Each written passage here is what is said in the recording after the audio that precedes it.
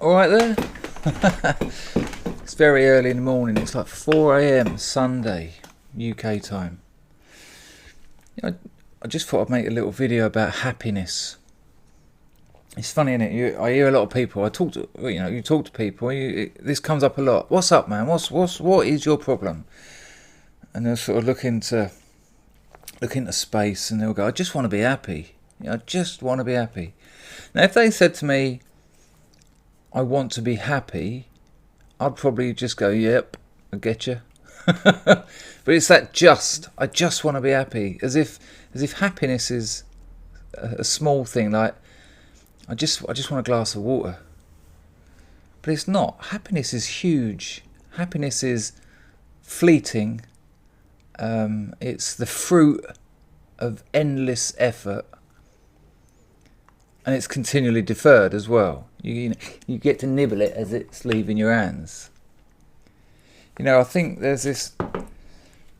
have this idea, this conception of happiness, that it's somehow our default setting. That if you could strip away all your problems, if it weren't for my fucking debts, if it weren't for that poxy job I was in, if I could get rid of that crazy woman, if it weren't for the fucking war going on, I'd be happy.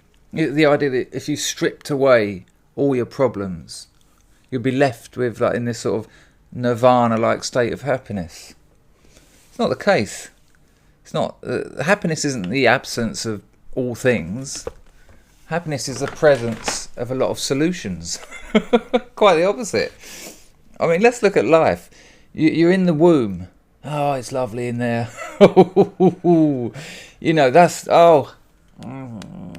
Nice. All that fluid and gel. You got that little heart there. You're like, oh. It's food. I don't even have food. Is it straight into your belly through that tube? Everything's perfect in there. That's your nirvana. That's the nearest you get into heaven. Absence. No unconscious. We'll get onto the unconscious in a minute, I expect. And then one day, just as you're starting to fill out a bit, oh, hang on, and it begins, and it begins hideously, traumatically. Terrible time being spat out of your mother, at best, yanked out perhaps, forceps. Everyone is just what? Beep, beep, beep.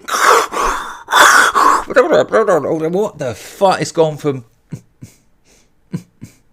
to fucking hell. You make the first noise you've ever made, and how does that sound?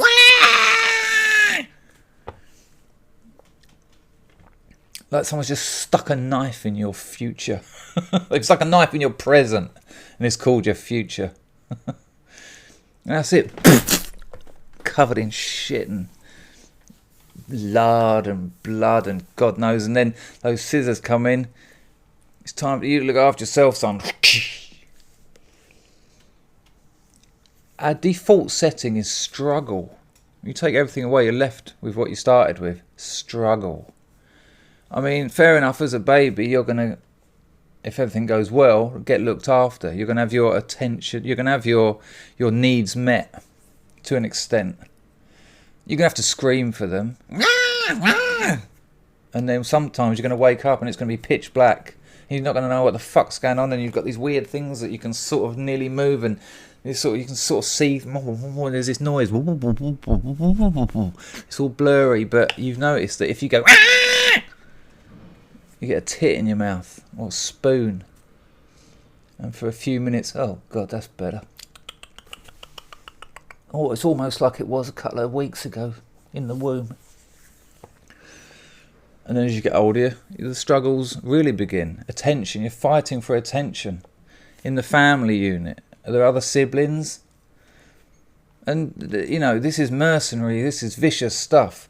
It's, little toddlers that, culture has kind of invented this idea of childhood. Hey, I like that silly rhyme. Put the bricks on top of the bricks. A brutal time in our upbringing. An understanding of anal, oral and genital fixations. And what's that insane thing that they do in the West? When a young boy plays with his penis a lot, the parents will often say, "You keep playing with it, it'll fall off." Toddlers don't understand humour. They understand intent. They understand meaning. They know the threat is there. Oh, they're aware of it. And then you're going to get older. Then you've got to start fighting, competing, struggling for work, for money, because you need women or you need men. Are you good looking? Are you attractive? You've got some points. Are you fit and healthy? You've got some points. Can you talk? You've got some points. Are you funny? You've got some points. What job have you got? Where do you live? What do you look like? What's fashionable? All these things, continual struggle. Your default setting is struggle, not happiness. You achieve happiness. It takes a fuck lot of effort for a very small amount of reward, but oh, juicy it is. Those fleeting moments of happiness. But our default is struggle. To be human is to struggle. And, oh, there's a kicker too. Oh yeah. Not only is our default setting struggle, but the prize is death. I mean, imagine. It's no surprise that the ludicrous stories of religion offer life after death. I mean, Jesus, you've got to offer something big, to devote your life to a set of imaginary ideas and myths. There's got to be something good on offer, and you know, that's about as good as it gets. Not necessarily life after death, just not death. No one wants that, and everyone's getting it. No one gets out alive. We're all leaving in a box at some point. I mean, we don't like to talk about this stuff, and understandably, but just see yourself as you are now, sitting there watching this. Imagine your mouth full of soil with worms. It's going to happen. That's 100% going to happen. Or you're going to be burnt. One of the two. So, what do you do? How are you happy under those circumstances? Well, acceptance. This is the trick. This is the trick to life. This is the one thing that's got me through endless situations that otherwise I would not have got through.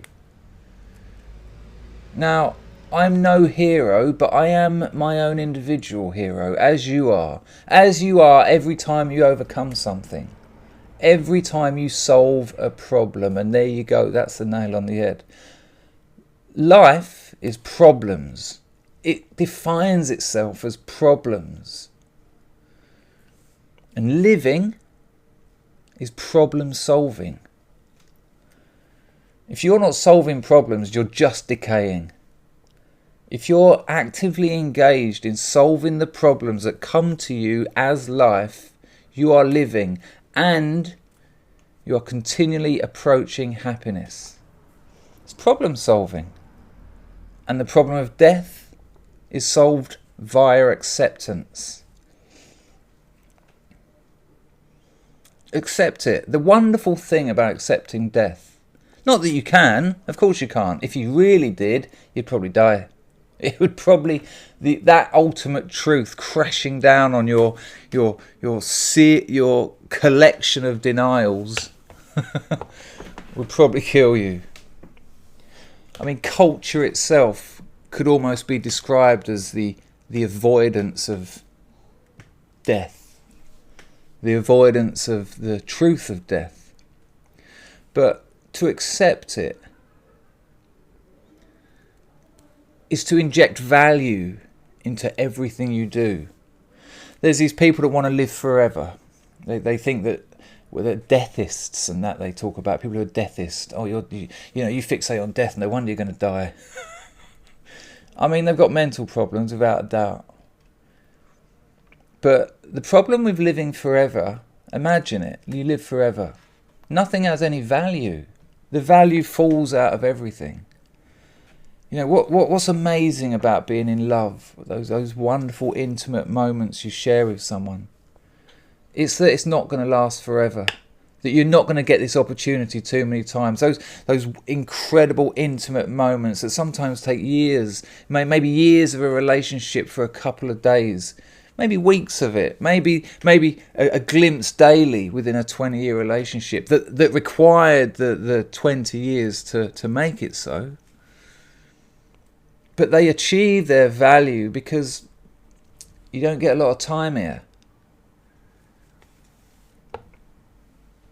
That's what makes life worth living. And so death is actually a prize.